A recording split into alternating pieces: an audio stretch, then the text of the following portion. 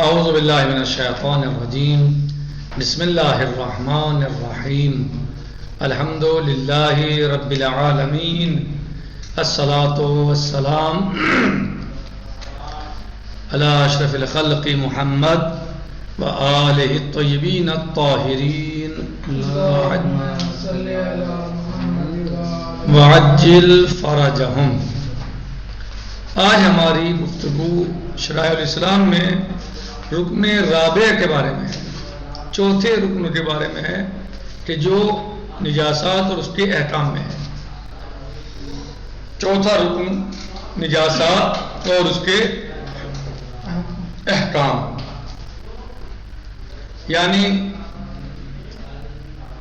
نجاستیں کتنی ہیں، کون کون سی ہیں، اور پھر اس کی تفصیل۔ مثلا پیشاب، پائخانہ، یہ مثلا نجاست ہے، منی نجس ہے، مردار نجس ہے، خون نجس ہے، کتا اور سور نجس ہیں، مسکرات نجس ہیں، نشاورش ہے، فقا نجس ہے، کافر نجس ہے۔ اور اب اس کی یعنی کہ کون سی چیز، کیا ہر پیشاب اور پائخانہ نجس ہے، کس کا پیشاب پائخانہ نجس ہے، اب اس کی تفصیل میں جانا ہے۔ یا مثلا منی کس کی نجس ہے، یا مردار کس کا نجس ہے، صحیح؟ کیا خون سب کا نجس ہے یا کسی کا پاک بھی ہے، یہ یا کتا اور سور، کیا سب کتے اور سور نجس ہیں، یا کوئی ایسی بھی قسم ہے کہ جو پاک ہے، مثلا اب ان کو تفصیل میں جانا ہے، ٹھیک انشاءاللہ۔ تو کہہ رہے ہیں کہ الرکن الرابع فی النجاسات و احکامها، چوتھا رکن نجاسات اور اس کے احکام کے بارے میں ہے۔ القول فی النجاسات وہی 10 انواع، نجاسات کی کتنے قسمیں ہیں؟ 10 قسمیں ہیں۔ الاول والثانی، یعنی القسم الاول والثانی، البول والغائط، پیشاب اور پائخانہ نجس ہے۔ کس کا نجس ہے؟ سب کا نجس ہے یا بعض کا نجس ہے اور بعض کا نجس نہیں ہے؟ کہہ رہے ہیں البول والغائط، پیشاب اور پائخانہ کس کا نجس ہے؟ مما لا یوکل لحم، جس کا گوشت نہ کھایا جاتا ہو، جس کا گوشت کھانا جائز ہو، جس کا گوشت کھایا جاتا ہو، حلال ہو، اس کا پیشاب اور پائخانہ نجس نہیں ہے۔ اذا کان للحیوان نفس سائلہ، اور جس حیوان کا مثلا جو خون جہندہ رکھتا ہے، سواء کان جنس حراما کالاسد، چاہے اس کی جنس جو ہے وہ بذات خود حرام ہو جیسے شیر، او عرض له التحریم کالجلال، یا اس پر تحریم حرمت عارض ہو گئی ہو جیسے جلال، یعنی فضلہ خور جو نجاست کھاتا ہو جانور، جی،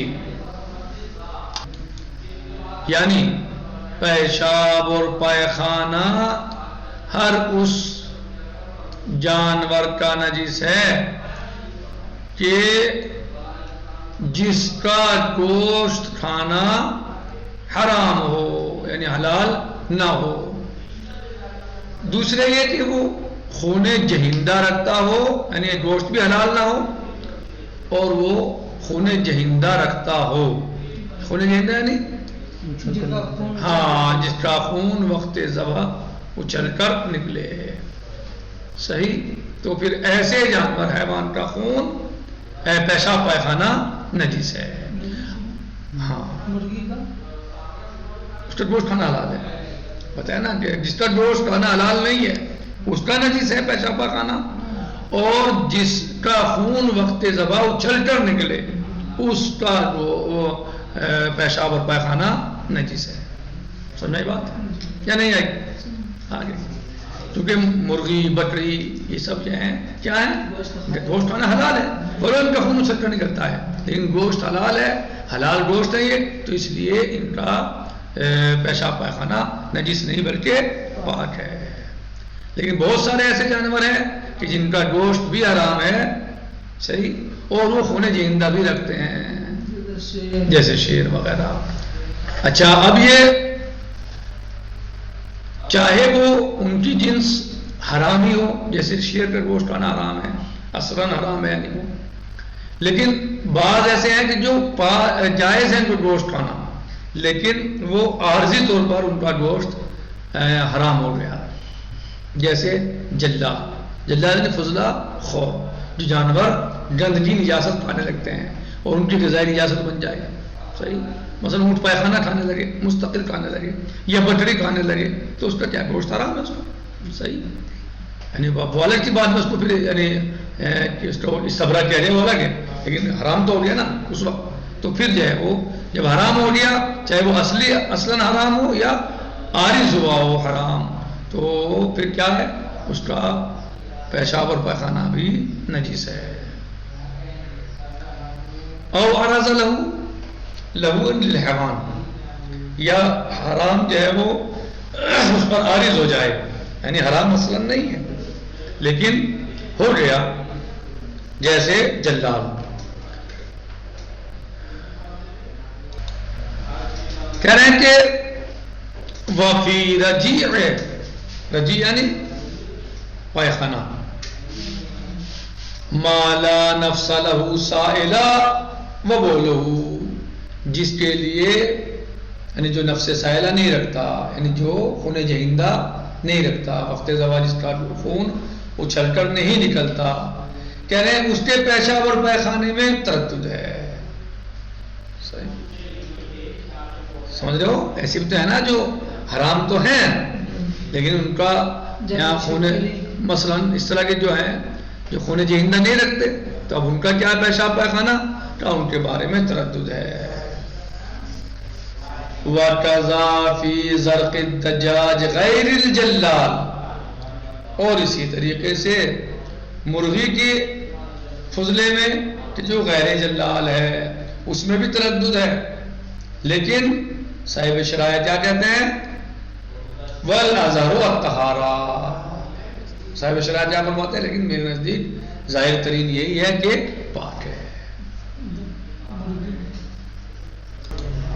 جی کہہ رہے ہیں کہ وَالْأَزْهَرُ الطَّهَارَةُ، لیکن اظہر کیا ہے ان کے نزدیک صاحب شرائع کے یہاں کہ پاک ہے۔ نمبر 3 الثالث المنی، اب تک یہ کیا تھا، پیشاب اور پائخانے کا حکم تھا، اب تیسرا ہے منی۔ وَهُوَ نَجِسٌ، منی نجس ہے، من کل حیوان، تمام حیوانوں کی، جتنے بھی حیوان ہیں ان سب کی نجس ہے، حل اکلہ او حرما، چاہے اس کا کھانا پینا جائز، کھانا جائز ہو یا حرام ہو۔ وفی منی ما لا نفس فیہ تردد، اور اس کی منی میں کہ جو نفس سائلہ نہیں رکھتا اس میں تردد ہے۔ الطہارۃ اشہر، لیکن مشہور یہ ہے، اشہر کیا ہے کہ وہ پاک ہے۔ منی کس نجس ہے، ہر حیوان کی منی نجس ہے، چاہے اس کا گوشت حلال ہو یا حرام ہو، لیکن جو نفس سائلہ نہیں رکھتا یعنی خون جہندہ نہیں رکھتا، اس کی منی کے نجس ہونے میں تردد ہے اور پاک ہونے میں تردد ہے، لیکن مشہور کیا ہے کہ پاک ہے۔ خیر، تو آج ہم نے رکن رابع میں نجاسات اور اس کے احکام کو، بعض احکام کو اور بعض نجاسات کو پڑھا، یعنی کہ اس 10 قسمیں ہیں نجاسات کی۔ پہلی اور دوسری، پیشاب اور پائخانہ، مما لا یؤکل لحمہ، جن کا گوشت نہ کھایا جاتا ہو، اذا کان للحیوان نفس سائلہ، اور حیوان کا کیا ہو، یعنی حیوان خون جہندہ بھی رکھتا ہو، گوشت بھی نہ کھایا جاتا ہو اور خون جہندہ رکھتا ہو، سوا ان کا نا جنس حرامن کالاسد، چاہے اس کی جنسی حرام ہو جیسے اسد، یعنی اس کا گوشت کھانا حرام ہے، او عرض لہ التحریم کالجلال، یا اس پر حرمت عارض ہوئی ہو عارضی طور پر حرام ہو گیا ہو، اصلاً حرام نہیں ہے لیکن عارضی طور پر حرام ہوا ہے، جیسے جلال یعنی وہ جانور کے جو فضلہ کھاتا ہے.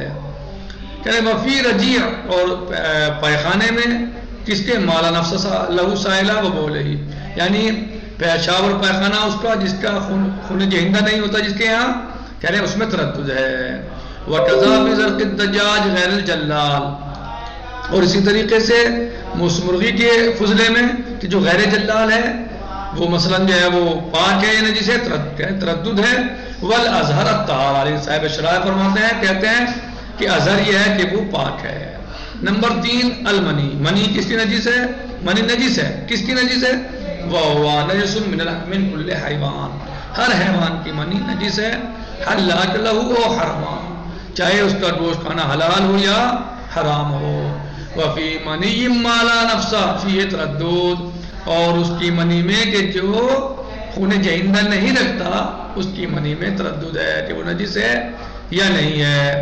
کہہ رہے ہیں الطہارت اشہر، لیکن صاحب شرائع فرماتے ہیں کہ طہارت اشہر ہے. نکتفی علی ھذا المقدار والحمد للہ رب العالمین. السلام علیکم ورحمۃ اللہ وبرکاتہ. فی امان اللہ.